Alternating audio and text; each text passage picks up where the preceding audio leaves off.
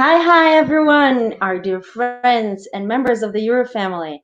My name is Irina Yakimenko. I'm managing partner of Intermark. And on behalf of EuRA board, I'm happy to welcome you to day 7 of EuRA Spring Summit. Can you just imagine what it would be like to have a 2-week EuRA in Seville? All the meetings and networking and catching up we could do. That would be so nice. And it will be. As Dom says, EuRA will be together again. And we are together now, though online.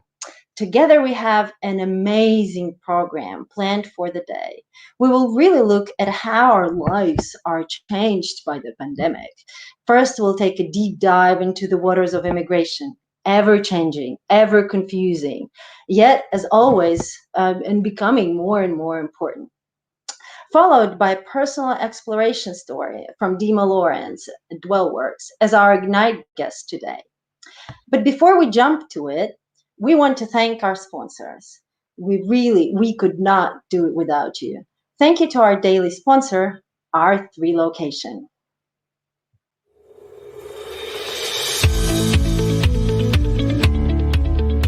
Anna and I and the rest of the team here at R3 are delighted to welcome you to EuRA as the daily sponsor for the Spring Summit 2021. Before we all get started with the day, a quick update on R3. The last 12 months, whilst difficult, have been a good opportunity for us to review our business, refine our strategy, and set out to improve our model. Over the last 8 years, R3 has grown into a leading destination services business and continues to raise the relocation support bar. We want to carry on delighting our clients in this new normal, and so have spent time realigning our focus so as to better suit future client needs. Our 3 value pillars will continue to define our strategic intent to provide best-in-class support to clients. Reliability, first of all, is about our unwavering focus on current clients and partners. Reputation is about furthering our position as leading expert, but also to act responsibly as one of the first carbon-neutral DSP in the UK. And finally, relationships, as we continue to grow our client base and our service base in the UK and abroad. In delivering our 3-year plan, we have reorganized ourselves to provide comprehensive support in 4 areas of focus. Destination services remains our bread and butter, delivering exceptional ranges of destination services in the UK and abroad. Our home purchase division now rivals the best property search solution in the UK. Our leading research arm is now well established and offer insights into the market throughout the year. And finally, consulting, helping our clients maximize policy benefits relating to housing. And finally, thank you. All of this would not have been possible without you, our relocation partners, our amazing clients and incredible staff. We look forward to the next 3 years as we consolidate on our position as the leading provider of destination services in the UK. We wish you all a very productive summit. Thank you, R3. Thank you for your support, reliability, reputation, relationships. I love that. And I can totally see that the past 12 months have been so critical for all of us, really. All right. And now, immigration. Today we have a spectacular panel, really, moderated by the guru of immigration, or should I actually say the owl of immigration. Please welcome Sophie King. Thanks, Irina. Hi, Sophie. How are you? I'm fine. I think that's the best introduction anyone's ever done for me. Thank you very much. So it's amazing to be here. I am not going to talk at all about myself. I think your members know who I am, but I am so excited about this session that we have today. I'm going to introduce it, but first of all, I just want to introduce the people that we have. So we have the beautiful and wonderful Fiona from Expat Partners in France joining us. Thank you, Sophie.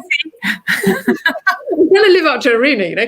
And then we have the amazing and intelligent and kind Ben Sukia from his brand new company, Navigate. Thank you. Thanks very much, Sophie. Hey, Fiona. There you are with your little lady on the windowsill there. And then we have the amazing, the really truly amazing Marina from Talent Beyond Boundaries, who I think is a new person to most of the EuRA members. And we have Errol, who is joining us all the way from Washington, D.C., from CSIS, which is a think tank specializing. And Errol, I think you specialize in human mobility, but especially the mobility of kind of more vulnerable people, as opposed to the corporate side. That's right. And I've never been called beautiful or wonderful. So, Fiona, you've got a special place on the panel.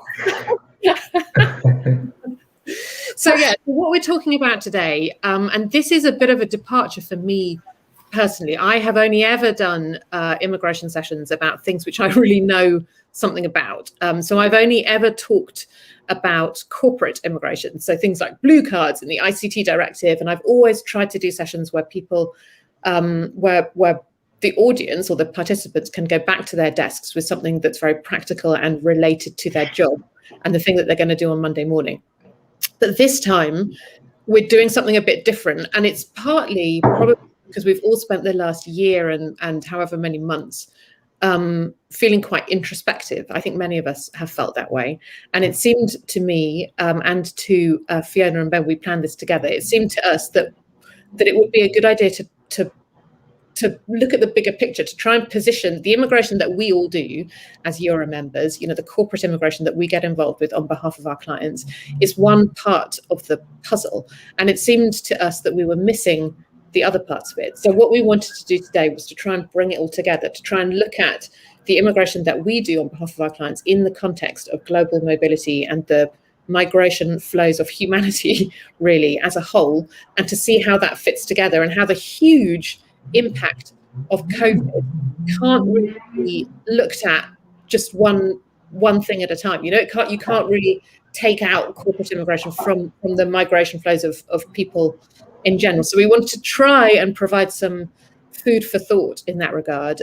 So we're not going to give you any practical tips of how to go and do your jobs on Monday morning, but we do hope to be thought-provoking and give you lots to think about, basically. So before we start, we have a little video with a few small statistics that we wanted to play. It's only a couple of minutes long.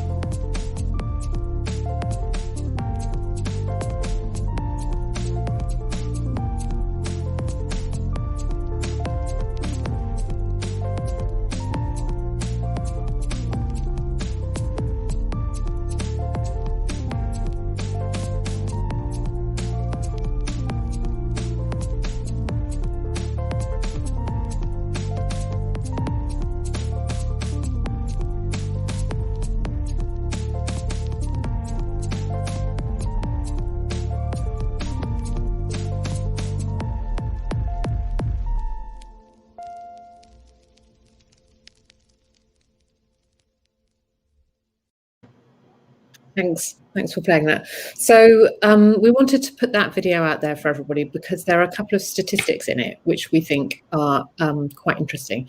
So right at the beginning of that video, you saw that there was a little number there that said as of the 10th of May, 228 countries out of 247 countries, states or territories really have introduced some form of entry restriction. So that's basically in the last year, since COVID hit, pretty much almost every country or state or territory in the world has introduced some sort of restriction on people being able to come in. Over the last several months, those restrictions have changed from kind of blanket entry bans to being conditional authorized entry, meaning, it's okay to come in if you have a negative COVID test, or it's okay to come in if you quarantine for 10 days after you arrive, or that type of thing. But and those numbers, by the way, are from the Institute of Migration, which publishes a report on this every 2 weeks, which I strongly encourage everybody to look up and read if they're interested in this, because it's got just such interesting information in it. So the first thing that we wanted to look at in the context of those numbers and that report, and we saw also that obviously EuRA members who answered our poll have said what I think any of us could have predicted, that their volume of immigration work really sharply decreased in 2020, is going up again now in 2021, but certainly has been quite badly affected by the pandemic. So the first thing that I wanted to talk about was the subject that I guess we at EuRA all know the best, which is corporate immigration and skilled talent, the movement of skilled talent. And I know that many clients that I've spoken to and many other immigration lawyers and professionals that I've spoken to have reported that they've had a very hard time bringing talent for their clients into the countries where it's needed. And this has resulted in extreme pressure on their clients and difficulty for them in filling the positions that they need to fill. So Fiona and Ben, I wanted to ask you for your thoughts on that. Fiona, this is something you and I talk about all the time. Give us your thoughts on the subject. Oh, you're on mute. The classical start. Yes, Sophie, I think that everybody who's in immigration knows that the change has been absolutely huge due to COVID, but it's a combination, in my opinion, between COVID and this eternal search for talent. That it's a war, and that's not new, but it has been accrued today combined with the COVID restrictions.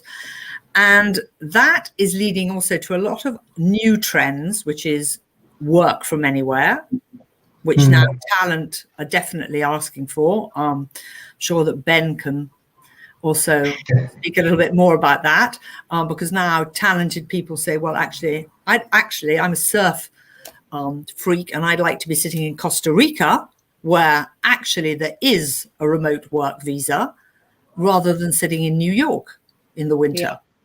And that we're seeing more and more. I mean, I'm seeing more and more British clients who actually would like to spend the winter with their children and families skiing in the French Alps rather than sitting in London. So that's an interesting thing, which also means that we're going into a flexible mode around talent and a flexible mode around immigration, because a lot of these people don't fit into the immigration box, and most countries haven't even thought about how to handle this. And the other trends, which, Ben, I'd really like you to talk about, is the fact that because you have this new group of people, talent actually may not become a shortage, because you may be able to tap into it anywhere that you want, and it could be extremely diversified as well. Rather than moving people, you're going to actually find talent locally or elsewhere that you can use. I think that's a really good point, Fiona. I really don't want to say this word more than once, but as a result of Brexit, what you're finding is, a lot of UK nationals, it's a lot more complicated and costly to move them into places like the European Union. So actually, what you can do is find talent from elsewhere, untapped resources, and bring them into Europe, for example. So actually, whilst it creates maybe a roadblock for certain nationalities or certain types of people, it actually opens up a pathway for other nationalities. And I think, that's a big positive, in my opinion, a big positive. So I think that's really interesting as well. I think we're going to be seeing moves, geographically changing, and we're going to see talent coming in from different countries, and people that would have relocated much more easily are having those hurdles in front of them. But actually, it creates much more opportunity for different types of talent and displaced talent to have those opportunities to work in certain countries. And they are highly skilled, and I know Marina will touch on that later. But I think that diversity, that variety, I think will be fantastic. And I think, what are you saying? So you think that highly skilled talent is more likely, it's potentially more likely to be able to fill. Do you think so? So are we saying that companies may be able to fill vacancies or fill needs for highly skilled people without actually needing them anywhere because of the rise of people working digitally and remotely, or potentially with having to get them immigration permissions for a completely different place? Is that's also? Well, I think there'll be both, but I think that because it's been disruptive, everybody's thinking out of the book, and this is bringing in really new trends, which probably would have taken 10 years to come to. But actually, we've seen that it's possible, and you have more and more companies. I mean, all the fact that more companies don't want to have offices, they want to have people working from home, which we're not going to go into the pros or cons of it today, but that is understandable. And then, yes, you will have people who have talent and companies don't want to move them. So there's no immigration that's needed. They're not moving. And then you will have other very talented people who will actually say, well, excuse me, I would like to come and work for your company, but I want to sit in Singapore. So if you want the talent, you may have to actually move the person because you've got to accept that it's on his conditions. Yeah. I personally, I feel like immigration sort of procedures for that end of immigration work for highly skilled people are likely to get complicated because, as you say, people want to work from the place where they work from, and they can, So I participated in several panels and discussions at the beginning of the pandemic, and I kept asking clients, what are you doing about working from home? Are you letting people work from home, or are you not letting them work from home? And the answer fairly consistently was, we're letting them work from home if they're a certain type of employee, but we're not if they're a different type of employee. So we're letting them work from home if they're the boss and their job involves talking to people on the phone and typing out emails to people. But obviously we're not letting them work from home if their job involves getting a hammer and a screwdriver and, doing things to machinery, because clearly you can't. So I can imagine that those sort of desk-bound people may, and we've seen that for a long time, I guess, haven't we, with people with moves into the Middle East. It's very common for people to want to be located in the UAE, even though their job is in Saudi. They want their families to be in one place, but they want to be in another. Yeah. I think employers need to kind of consider alternatives. I think the easy thing to do is go where we know, but what we need to do is try what we don't know and look elsewhere, to look to other countries and other sources of bringing in highly skilled employees to fill those vacancies. So I think it's a really interesting time. I think we need to look for solutions and do things a bit differently. And this may attract, I don't know if you, Ben and Sophie, and other people in the audience, please do, give your opinions as well. I think that it also makes a company attractive. When it's diversified and when it allows people to have this freedom. And it may be that there are going to be policies. We're hearing some noise that there are some companies who are bringing out policies that you would have a right for 2 or 3 months every year to choose where you want to work from. So it's going to be very interesting in the coming, I would say, 12 months. The day that everybody is COVID free or we're vaccinated or everything, perhaps that will stop. I don't know. I don't know if it will, though, because people have got used to it now. But one thing I think people do need to understand, that companies need to understand and that individual employees need to understand, is that it is not that simple, really, Just you can do your job from home doesn't mean that you should be allowed to do it from home. And I wonder also about issues of liability, If an employee decides that they want to go and work from Costa Rica and they don't tell their boss and they've got a virtual background on, what happens when that company becomes liable for tax or social security or immigration violations? Is it their fault, or is it, I think that's an interesting thing to look at. And are we going to get into a situation, I mean, as you say, tax, social security, accidents, and are we going to get into a situation of permanent establishment for companies? Yeah, exactly. Well, you very easily could, So should we try and, I do want to move on to our other segments, but should we try and be a little bit more specific? So do you guys think that legislation around skilled migration is going to change as a direct result of talent shortages? And do you or do you not think that the COVID situation has had an impact on that, or would it have happened anyway? So I'm going to start, ladies first. My thoughts are that it would have happened, but it would have taken 10 years to happen. Yeah. And that because of COVID, we've gone into an express mode here. And yes, legislation will be required to change. And legislation is going to be driven by the shortage of talent or migration in a general fashion. But if you haven't got the workers, you've got to adapt the immigration to be able to encourage employees or staff to be hired from other countries. Yeah. And legislation is changing already, right? I mean, just yesterday we were talking about the blue card and how the EU has now announced the changes it's intending to make to the blue card scheme to make it more attractive to highly skilled migrants to come to the EU, because obviously the EU is trying to compete with the US for those people. And I've been having conversations as well with colleagues in Australia who are saying the same thing, because Australia has shut its doors so firmly to everybody. There's real concern there over whether they're losing out on these highly skilled migrants who may be choosing somewhere else to go to. And I wonder as well if countries which are shutting or have in the last year and a half shut their doors so firmly and been so strict will be long-term less appealing to people who expect and demand a greater level of flexibility to travel in and out, who are used to being able to get on a plane whenever they feel like. I think it's interesting. I don't know, Ben, if you have any comments on that. I have a more cynical take on it. I don't know how quickly, legislation might change, but again, it's what the EU say and what national law, whether that's actually implemented. I think if we want to create change on the immigration side, I think we need to partner with key organizations, like the United Nations, the IOM. I think if we connect with them at that level, and then we filter down to the government level, I think that might be more helpful. I think we need to, in a way, try to go to the very top, beyond national legislation, to see what we can do, and then go down. But I think I'm hopeful, but I don't think change will happen very quickly. We'll see what happens, I think. All right. So on that, in that vein, when it comes, so we've been talking, Marina, thanks for coming back again.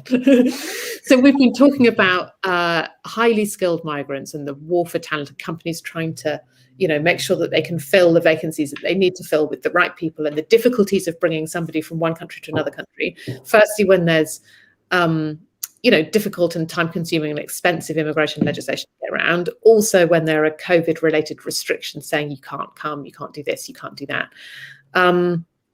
But we wanted to talk to you about what your organisation does, because it's totally related. So tell us about it. And we have a little video, I think, don't we?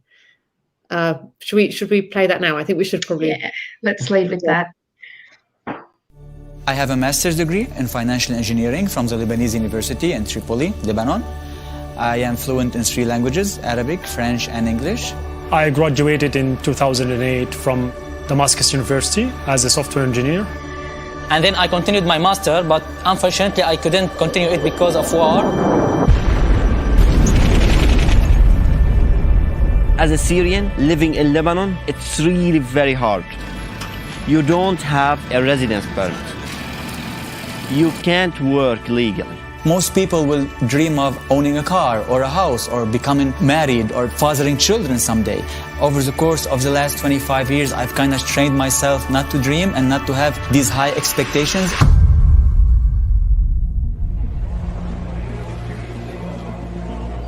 We're always facing hiring challenges. We have a high benchmark for the people that we want to bring into Iris.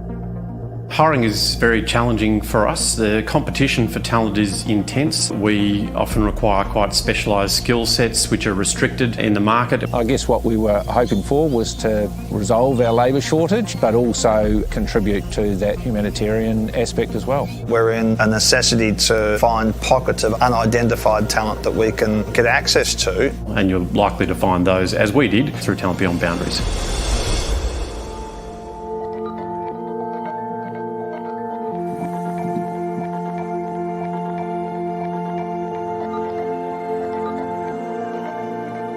Honestly, Talent Beyond Boundaries stood by me all the way through it. On 23/2/2019, I got my visa.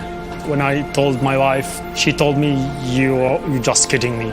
I can't describe the feeling because it's really very emotional to describe it. You can't, there are no words. The minute I set foot on that plane, I actually dared to start dreaming again. It was a turning point in my life. It was like a party. TBB had done a selection process and provided us with a pool of high-quality candidates. The best things that have come out of employing Ali is really achieving a skilled employee who's come to us already very competent. The process that is supported by Talent Beyond Boundaries makes it easy. They normalise recruitment of high-quality talent wherever it is so that it is the same as hiring domestically. It's critical for Australia's ongoing competitiveness for us to not just look within our local pool, to lift our eyes up and identify talented people living elsewhere and under constraints. There is a lot of talented people. They are not just talented, they need to start a new life. Either they are doctors, nurses, engineers. Most of them are graduated people and they are living as refugees. They have skills. They really have skills. What I'd say to other employers, it's really no more difficult than employing someone locally. Now I can actually think for the future. I can establish a career. I actually have goals for the next 2 and 3 years, and I never had that in my life. I started learning piano. I started learning video editing. It's changed totally.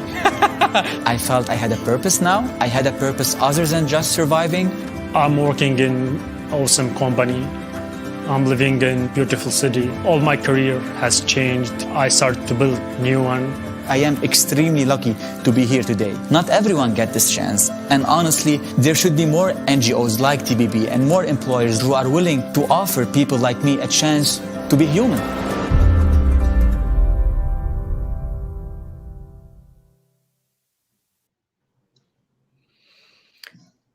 It makes me cry a bit. So Ben, I'll let you talk. No worries. I'll take over while you get some tissues, I think.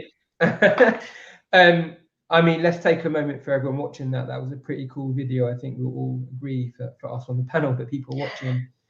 Talent Beyond Boundaries is an organization that has purpose and people at its very heart. We can see that from that video.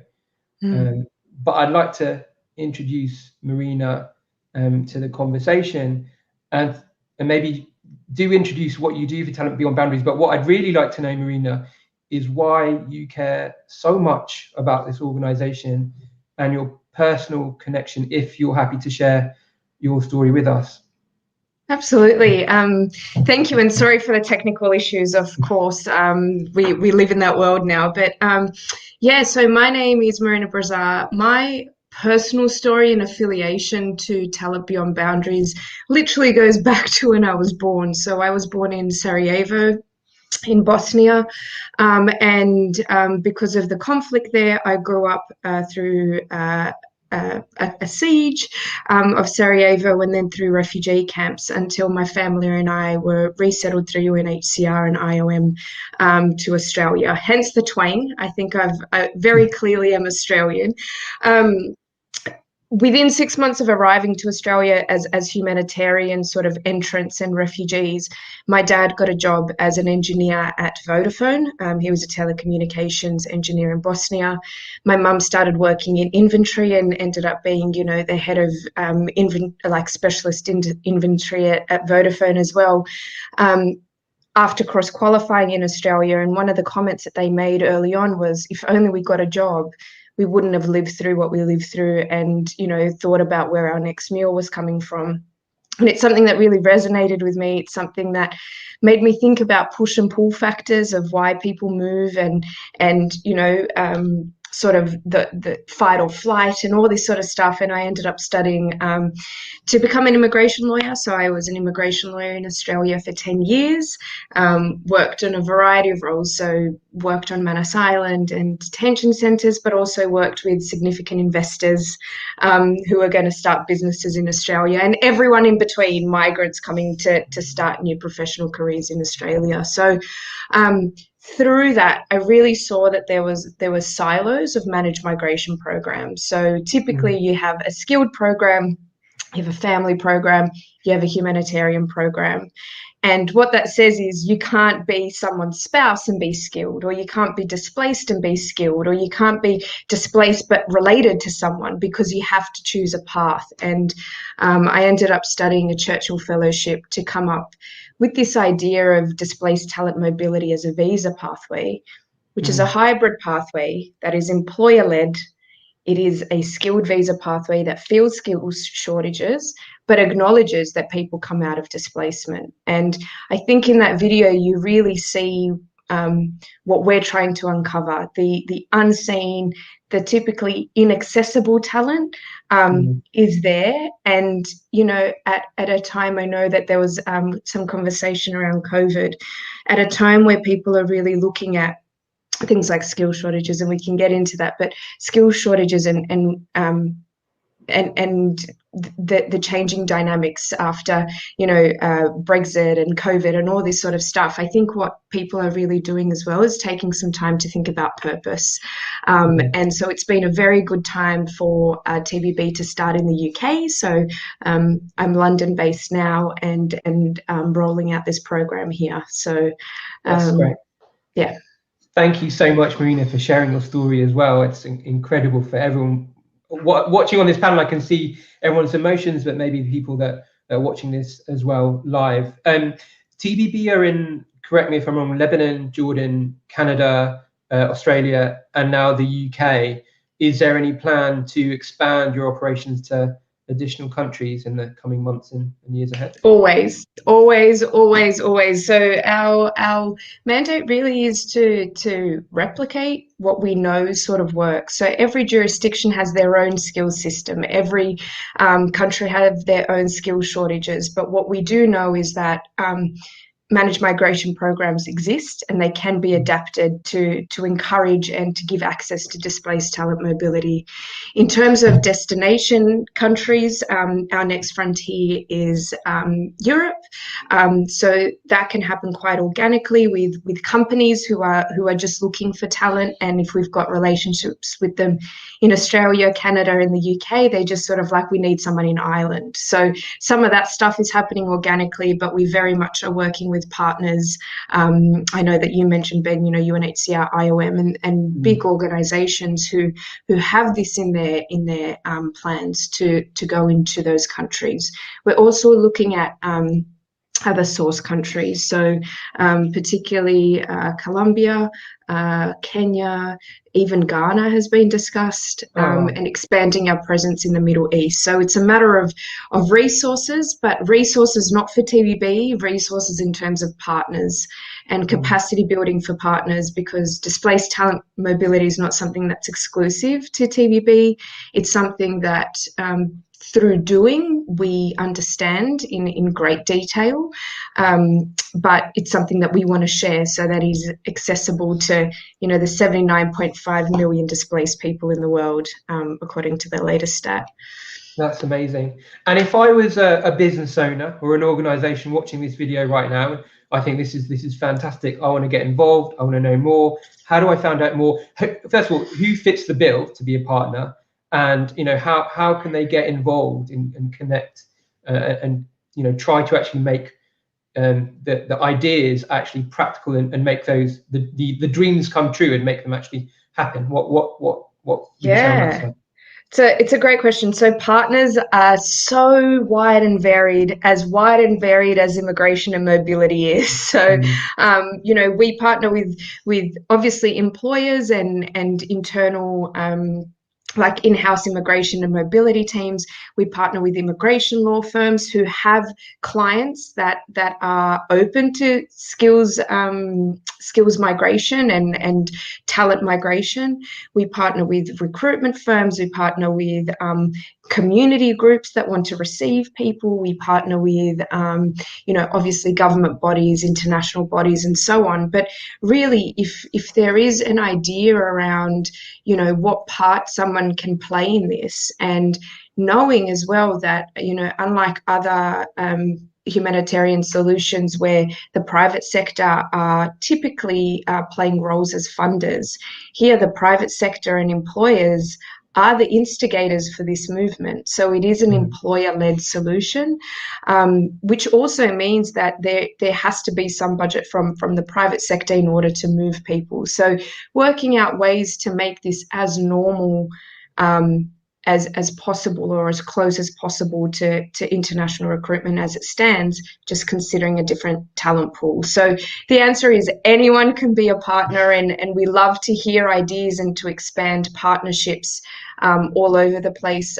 We obviously have resource boundaries, but we try and sort of leverage as much as we can. And in terms of how to find out more, our website, talentbeyondboundaries.org, and our email is info@talentbeyondboundaries.org. That's the best way to start the conversation, and we go from there.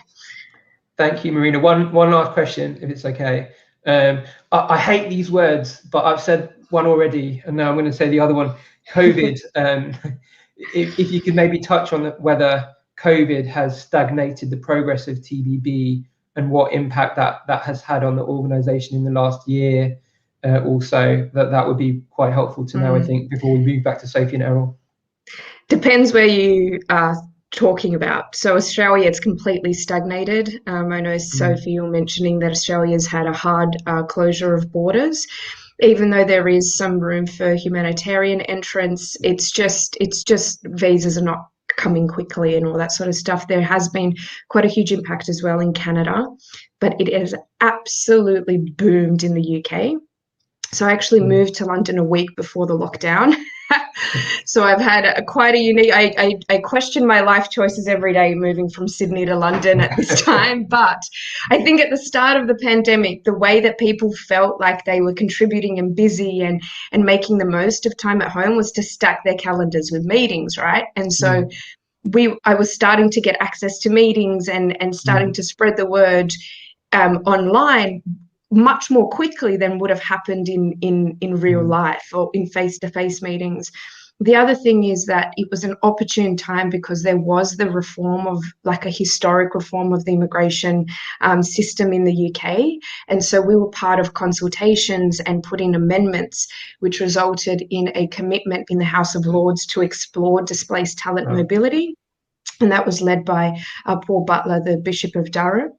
And then finally, and perhaps most importantly, was the gaping sort of holes in terms of skill shortages for nurses in particular. So there is a manifesto in the UK to bring 50,000 nurses to the country by 2024, or to generate 50,000 new nursing posts by 2024. And given the concentration of where nurses are sourced, it was a really good opportunity for the UK to consider displaced talent. And so now we are working with the NHS and the Department of Health and Social Care, NHS England and Improvement, but also some private hospitals and providers to bring 205 nurses plus their families to the UK over the next year. So that will be the biggest sort of recruitment drive that TBB has done. But I think that it was completely exacerbated and leveraged by the pandemic. And it's also going to just start to show how this solution can scale with private involvement, government involvement, and just like a collaborative partnership, across society. So hurrah to the UK. I feel I should probably pass the virtual microphone, but I just want to thank you again. Most importantly, for you sharing your story. That was amazing. So thank you. I really appreciate it. My pleasure. Thanks Marina. for the opportunity. I don't know if Sophie or Fiona or even Errol have any questions from Marina before we move on. Sophie, maybe I'll pass it back to you otherwise. No, I was about to take offence at you saying that you preferred Sydney to London, but I think you saved it by saying it was about a lockdown and not about It was definitely the lockdown. It was definitely the lockdown. Things are changing already. This week is stacked. Cold and dreary city. Anyway, so one thing you said just now, Marina, I thought was so pertinent to the discussion we're having, which is about the silos. That is exactly what this entire session was supposed to be, or is in fact about, you know. So I have personally always been stuck in my little silo of corporate immigration, and I have always basically refused to talk about anything to do with refugees and anything to do with kind of economic migrants, because I don't understand anything about them and I don't feel I'm qualified to speak about them. But actually, I have come to realize that this is a sort of blinkered and fairly ignorant attitude, and the whole thing cannot be seen like that. So Errol, I am leading up to me not talking anymore. What I wanted to ask you, and what I think is interesting here also, is the definition of skilled, of so-called skilled and I think is pretty fuzzy, right? You know, it is fuzzy, and it's so I have some thoughts on that. I also this has been an incredible panel. It's the high skilled or talent. First of all, nobody's ever accused me of having talent before, and nobody's ever accused me of giving people information that's useful on Monday morning. So apologies in advance to everyone. But just hearing Fiona and Ben and you, Sophie, talk about this is really fascinating. Gets me a little bit outside of my normal day-to-day. So thank you for including me. EuRA, by the way, if next year's conference is in Brazil, I'm available. I'm happy to join on the beaches down there.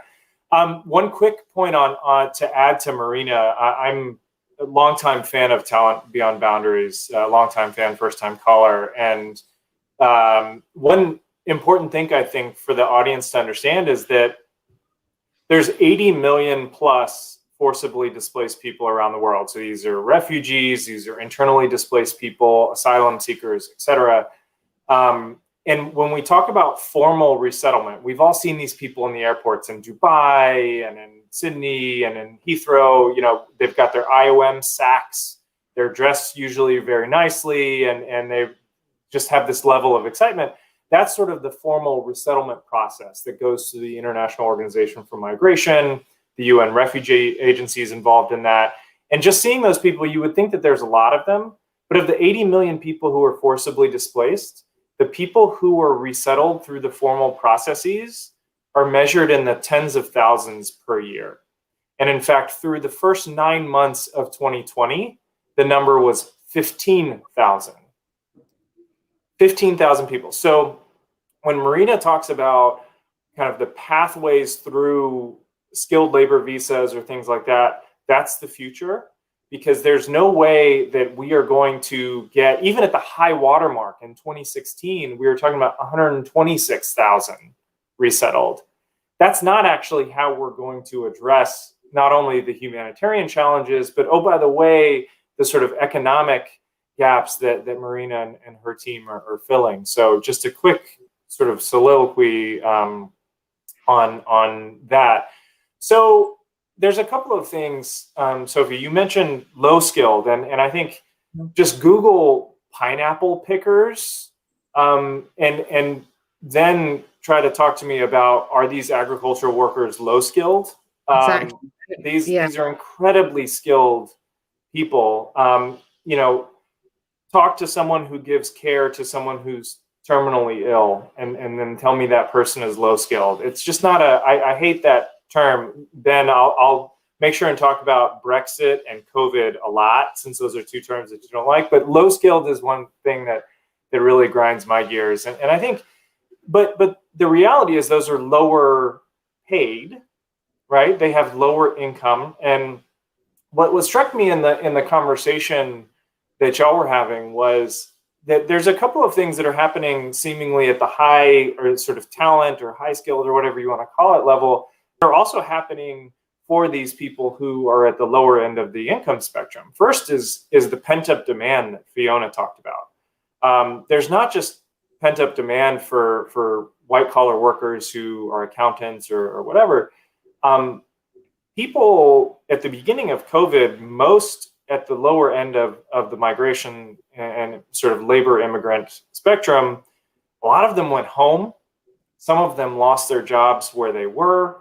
Sort of got pushed into situations that were fairly, destitute or desperate. I had predicted early in 2020 that there were going to be impacts on remittances, and interestingly, that's not happened. So, people who have gone to the UK from Bangladesh are actually sending money back.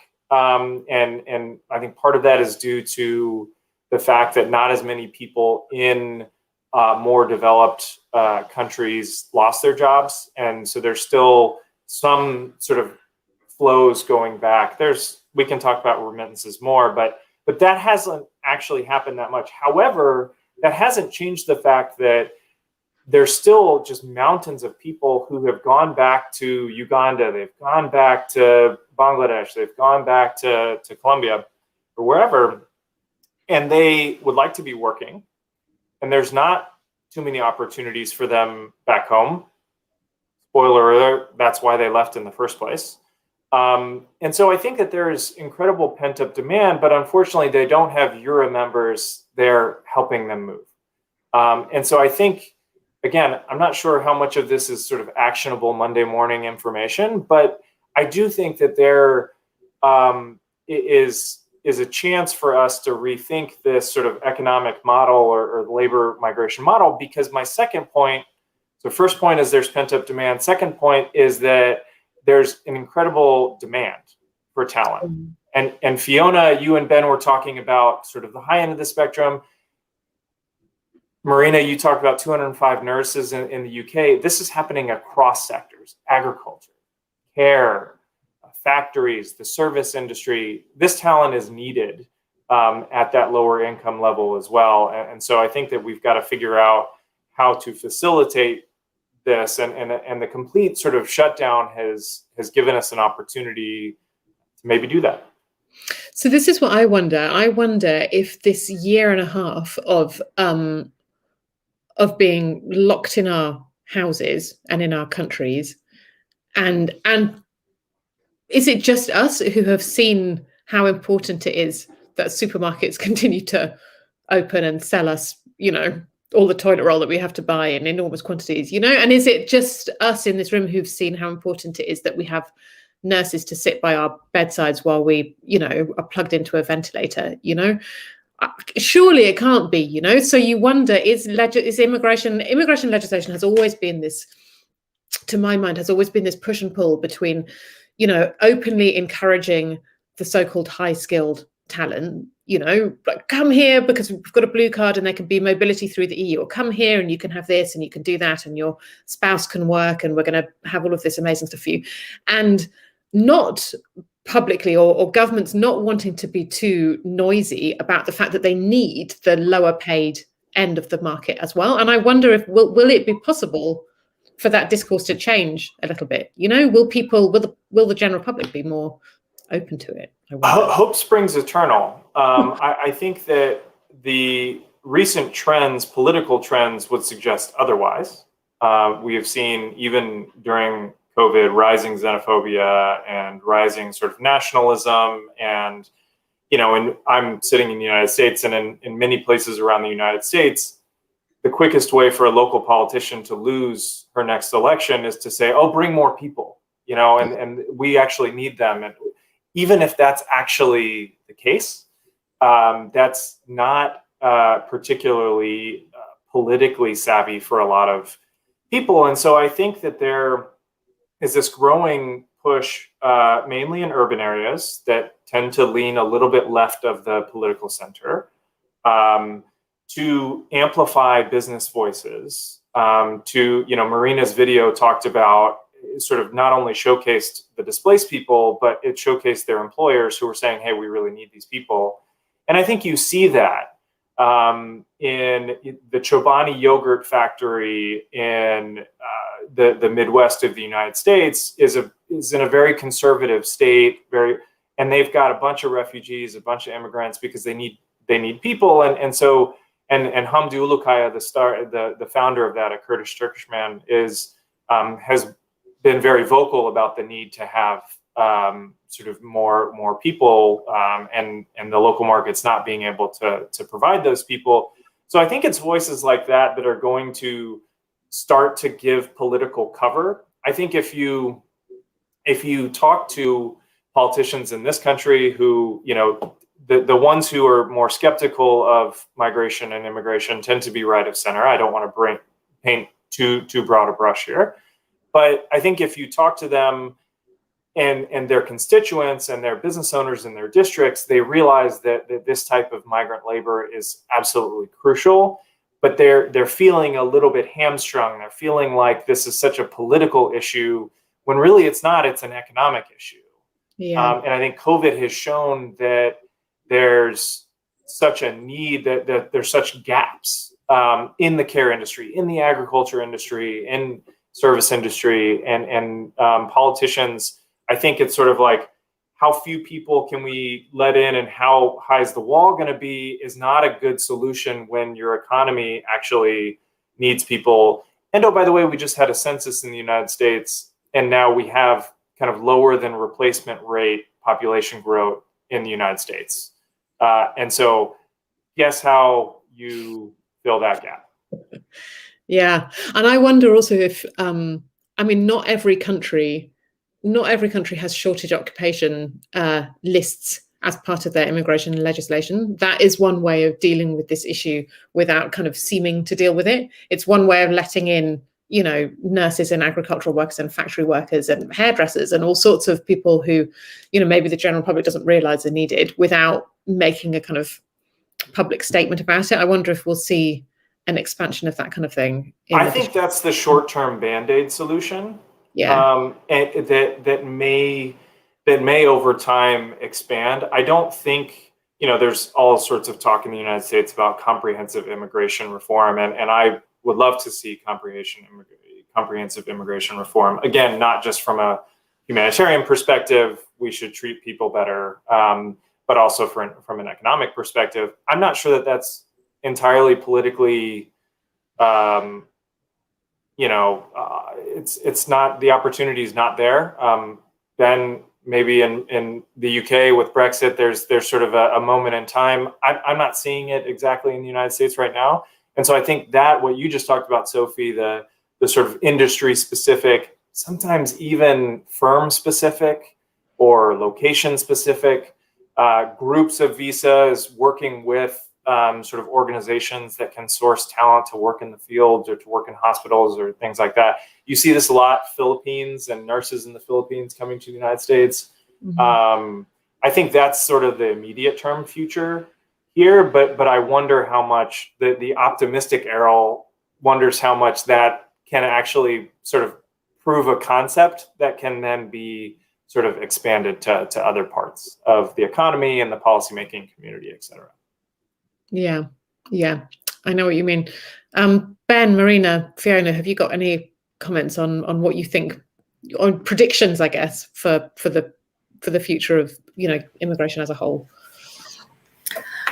My thoughts are that I really do believe that the industry has a role to encourage companies to become diversified, and that, as Errol says and Marina says, it's across all levels.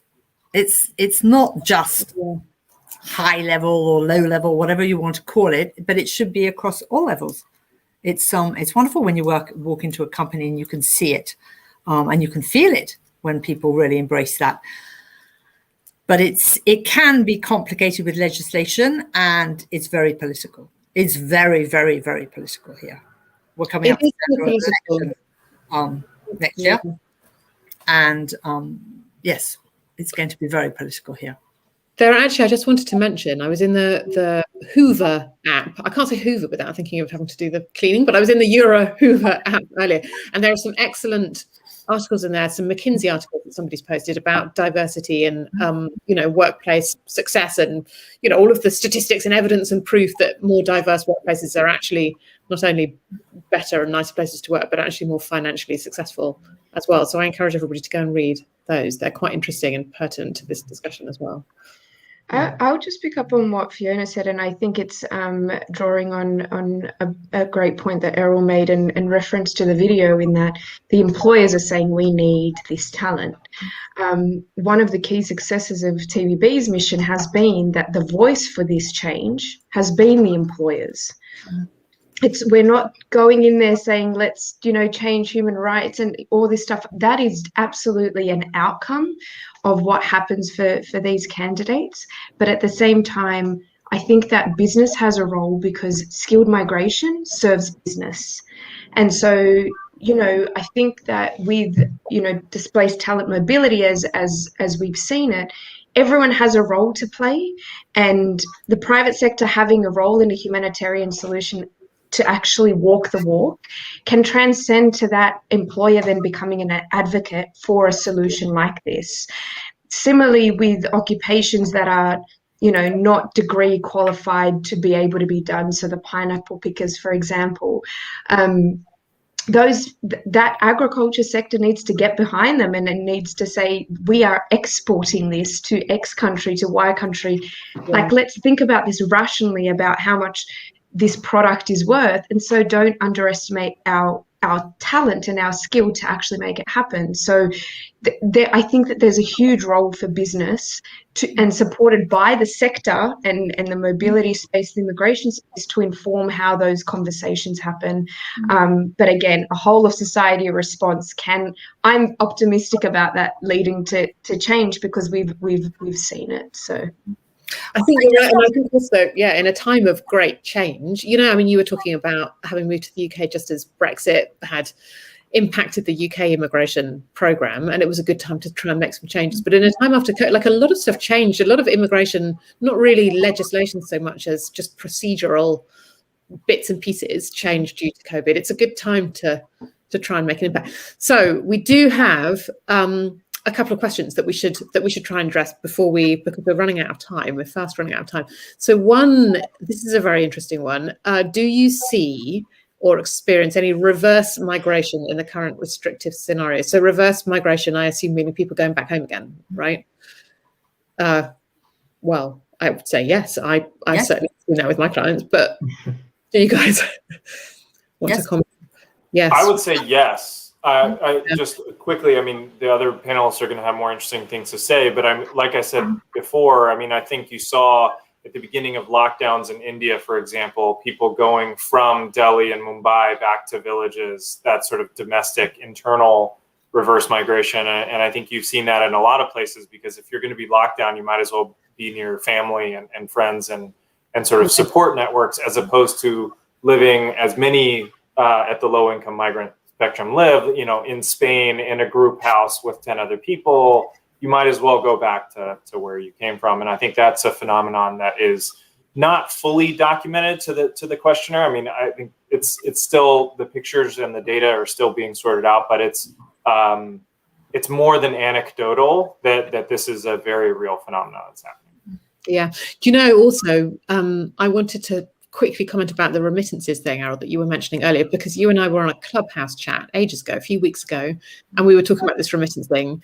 And I found, I'm clearly a person who, it is easy to make me cry, but I felt kind of emotional about that, because on that call, we had Natalie, who is Jamaican, of Jamaican origin, but in the US.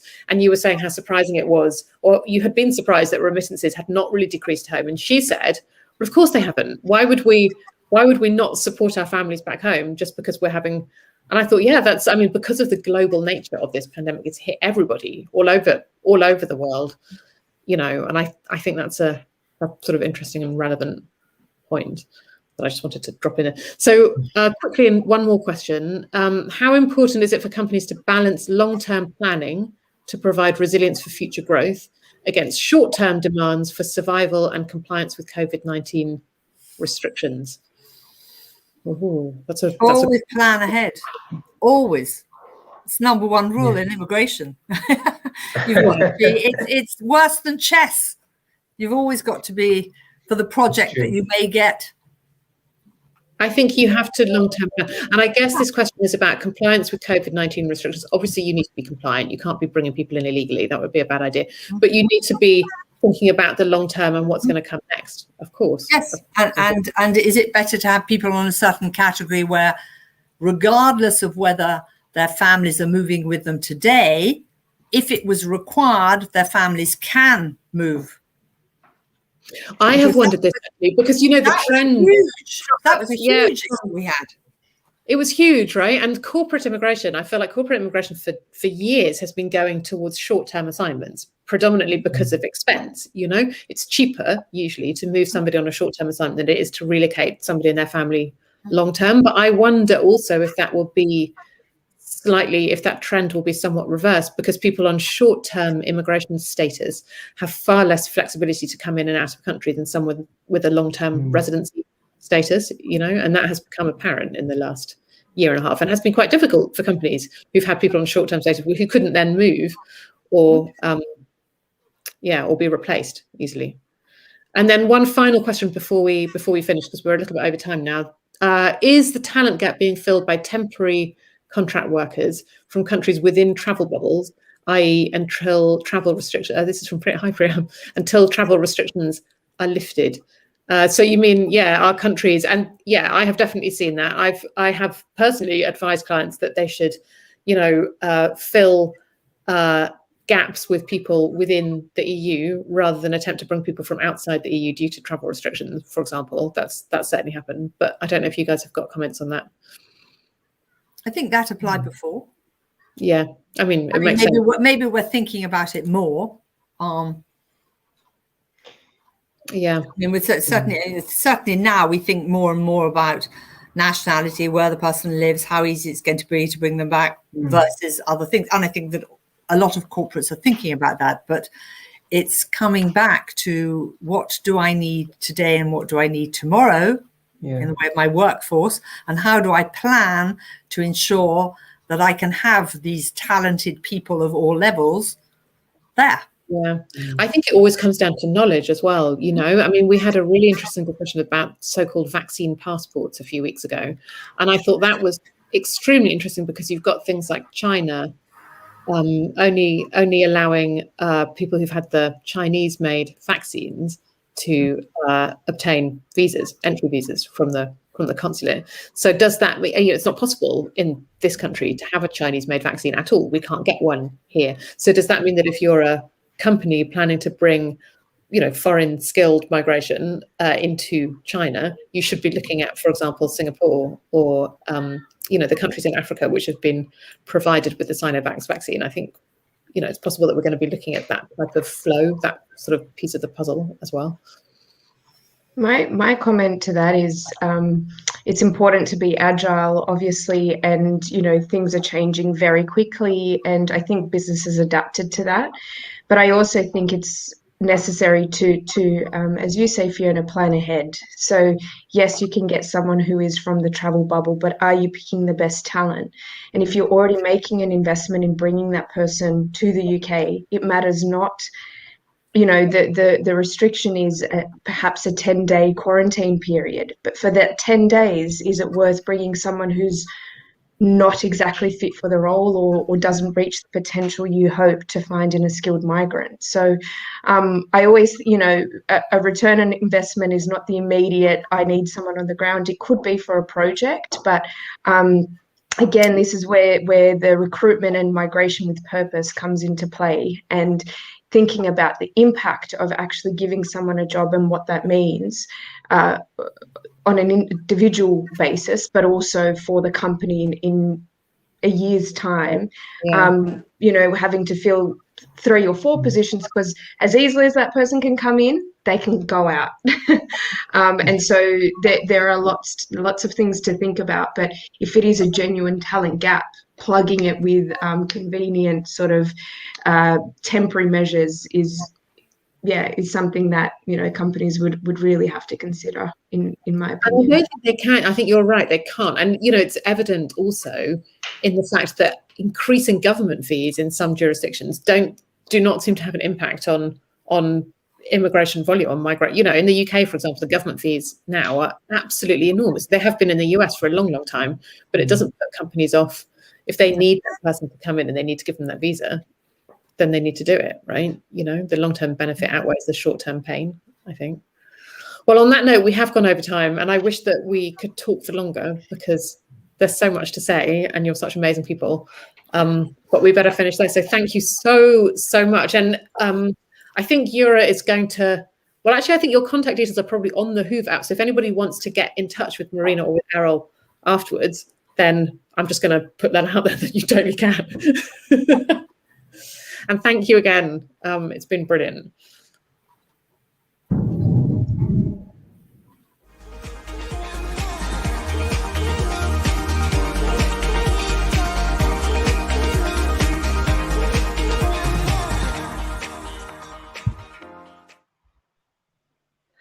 Thank you, Sophie. And of course, thank you to your phenomenal panel, really. And Fiona, Ben, Errol, and Marina, what an amazing story. And well, we thank her for sharing such a personal story and for introducing Talent Beyond Borders to us. In the comments, we have seen that it really touched everyone. And EuRA will partner with Talent Beyond Borders to work out a way how to support such, well, an inspirational, really, organization. Yeah, and I think I'm still digesting the phrase from, I think, your very first video, that every single country has changed their legislative restriction over the past month. On the one hand, we kind of understand that, given the circumstances, but it was so mind-blowing, to actually hear it. Well, impressive. Yeah, and of course, it's changing. The flow is changing. So all of these countries have introduced restrictions, but now only 25% of those restrictions are such blanket restrictions. So it's really interesting and sort of a long-term thing to look at, the way it goes up and down. Yeah, exactly. Well, I think we'll see more and more of this coming up, really, in the future. And of course, immigration plays such a critical role for all of us working in the mobility industry. Which brings me to my next point. On behalf of EuRA, I'm extremely happy to announce that Sophie has agreed to become EuRA's immigration liaison and will be organizing sessions like this and briefings throughout the year, both online and hopefully very soon in real life as well. And I really wanted to take a moment to, Sophie, to thank you for your dedication and contribution to the world of immigration, but especially to the EuRA organization and to the EuRA community. Beginning from you pioneering with Immigration Symposium a few years back, and now becoming the immigration liaison. Really, thank you. It's amazing what you're doing. Oh, no, nothing I have done in my job would have been possible without EuRA and the EuRA members helping me, like literally nothing. So if I can give back even a tiny part of what everybody's given me. Also, I have always admired and looked up to the EuRA members, especially because so many of them are women who are owning and running their own small companies. And I just have admired them my whole life, and I'm proud to now be one of them. So thank you. Thank you. Hey, that's a whole new idea for the symposium, but that's a whole another topic. Really, we look forward to hearing and learning more and more from you. Thank you. Oh, thank you. All right, to our next session. Today's Ignite speaker comes to us all the way from Hong Kong, where he is the Vice President for Dwellworks Account Management Services in APAC. He takes inspiration from personal experience and that of EuRA family. Presenting today on corpreneurs and COVID, cohabitation life hacks. Here is Dima Lorenz. Please welcome.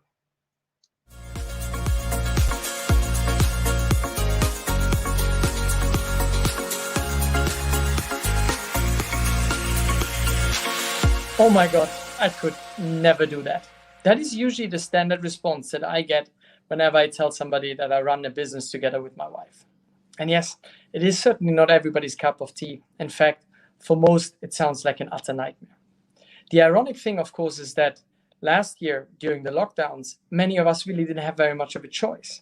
We were put in that exact same condition. We were put in a position of having to work with our partners as our colleagues, de facto in the same circumstances as co-preneurs. Co-preneurs are couples that run and live that run a business together and live together. It has become an increasingly popular phenomenon, including in our industry, down to the point that in the UK, a good 1/3 of family businesses are run by couples. I believe that these couples had a slight advantage during the lockdown, but more importantly, that they possess a certain set of skills, techniques, and big no-nos that they implement in order to work together with their partners. I've been working with Kate now for a good 15 years, but for this presentation, I actually reached out to the many co-preneur couples that we have at EuRA and asked them specifically how they do it? How do they work together with their partners? What I found from talking to these power couples was that very few of them actually start the business together. It is usually one partner that starts off as a founding member, with the other one coming in a little bit later when all of the hard work is done, which is what I did. But more importantly, for very few of these couples, starting together at the beginning comes easily. It's not a natural thing. It is not a given. But these couples instead learn and develop techniques and tricks that allow them to work together. Why is that so interesting? Well, if this is not a born skill set, but actually a technique that can be developed and can be adopted, then this can be adopted by literally anybody who's suddenly in a position of having to work with their partner. Let me be clear. This crisis has been a major test for so many relationships, including obviously co-preneurs. I'm not saying that they had it easier, but what I'm saying is that they have existing techniques that they are using that allow them to work together. So allow me to present some of these ideas to you, courtesy of your fellow co-preneurs at EuRA, tips and techniques of how to work with your partner in confined spaces. Number one, no emails before breakfast. Nothing spoils the morning and the mood faster than that escalation email from Mr. Smith. Leave the checking of your emails until after you had a proper breakfast and a conversation with your partner. Number two, no laptops in the bedroom. The bedroom is for sleeping, mainly, but it is certainly not there to answer yet another RFP. With clients in every time zone, unless you unplug, you will always be working. Number three, and this is a really, really good one, make sure you know who you're talking to. Am I currently talking to my partner, my wife, or my business colleague? These are two different settings, two different mindsets, and two different languages, and you need to know which one you're in. Have your own workstation. Obviously, easier said than done, particularly when you're working from home. But just because you don't have an office doesn't mean that your stuff can be all over the place. Make sure you stick to within your boundaries and implement a clean desk policy. Ignore your partner. I'm obviously talking about noise-canceling headphones here. If technology already gives you the edge to drown out your partner and the homeschooling children, you may as well implement it. Another one is think of no Zoom days, either whole no Zoom days or half, or just a few hours where neither of the two partners are able or allowed to go on calls in order for you to concentrate on quiet work. In order to organize that, think of using shared calendars, either the many versions that are available or the classic one on the fridge door, but use them to really manage your time and, most importantly, your joint quiet time. And then finally, don't bear a grudge. We all make mistakes, and there's really no point dwelling on them. You need to be able to extend the same professional integrity to your partner as you would do to your coworker. Look, let's all hope that this whole thing is soon a thing of the past, that the lockdowns, the extended work from home really never come up again. But if it does, do reach out to your fellow co-preneurs within EuRA. They always like to talk, and they certainly will give you a little bit of an input on how they work together with their partners. And remember, for some of us, working together is actually a matter of choice and not just a complete nightmare. Thank you very much. See you soon.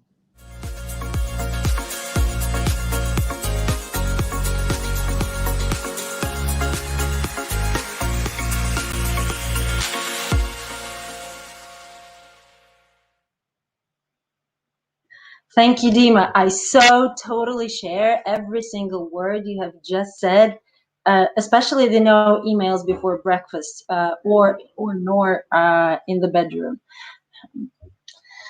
All right. Wow, what a day. Thank you all for joining us today, for all your comments and questions and your participation. It really means a lot for us. Thank you for our daily sponsor, R3. And of course, we cannot wait to see you all tomorrow. Tomorrow we'll be joined by the president of IAM, Chuck White, to talk about yet another important part of our industry, the moving. We will hear of the hot topics and key challenges that the moving industry faces that is so relevant for both DSP and moving companies and all those working in mobility. But that's tomorrow. Thank you all for joining today. See you all tomorrow. And my colleague and co-board member, Sophie Reberg, will be there to welcome you tomorrow. Have a nice evening. Bye-bye.